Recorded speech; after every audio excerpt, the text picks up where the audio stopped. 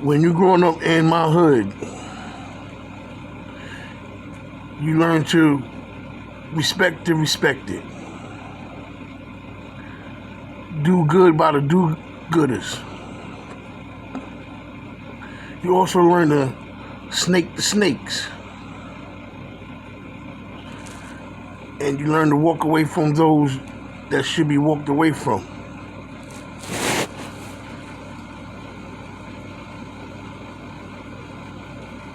It's not easy growing up where I'm from, but it's not impossible neither. You have a lot of people out here that work hard to get what they get. Shout out to them. People by any means, whether they work at a job, they hustle. It's not impossible not to have as well. People fall on hard times by ignoring what must be done to get where you're trying to get. And you soon find yourself at the bottom looking up. But you also have to respect the people who did what they had to do to stay off the bottom, and they be up and they be looking down. Bklyn is not a bad place, but it could easily become a bad place. I grew up here my whole life. I was with a friend of mine. We called each other cousins. My step-aunt married his uncle, and they was together at the time.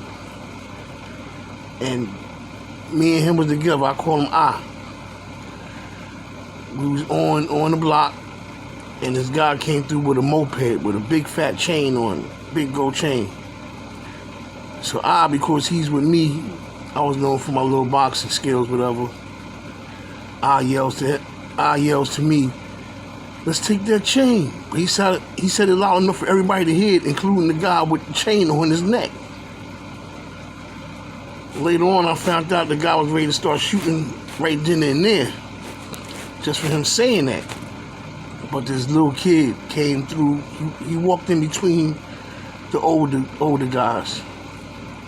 He was young at the time. His name is Reese. Shout out to Reese, because Reese walking through the crowd prevented gunshots at that very second. Later on, we went to this party in the park.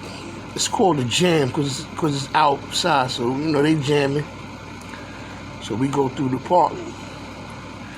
So me and I, we walk through, and a couple other guys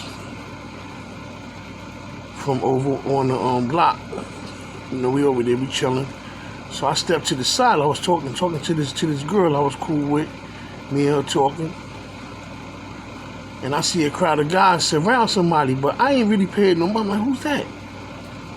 And the guy got hit, and he went down. He stayed down. Long story short, it was I.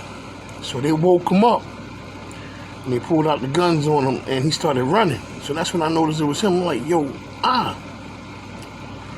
So I seen him fall. He got hit in his leg. I seen his leg shaking, everything. So he falls. So I ran over there. I jumped on top of him. You can hear the bullets whizzing past me. Like I'm bulletproof. But I picked him up. I ran with him in my arms. We ran to my friend's apartment nearby.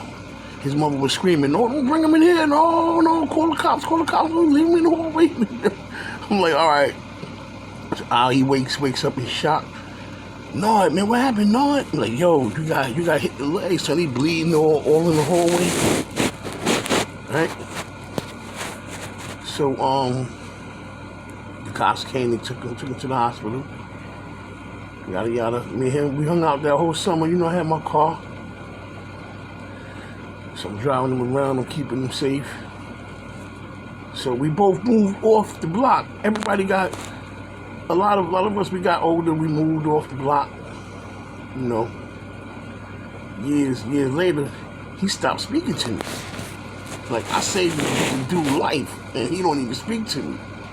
You know what I'm saying? So I seen him on Facebook one time, like, yo, what's good?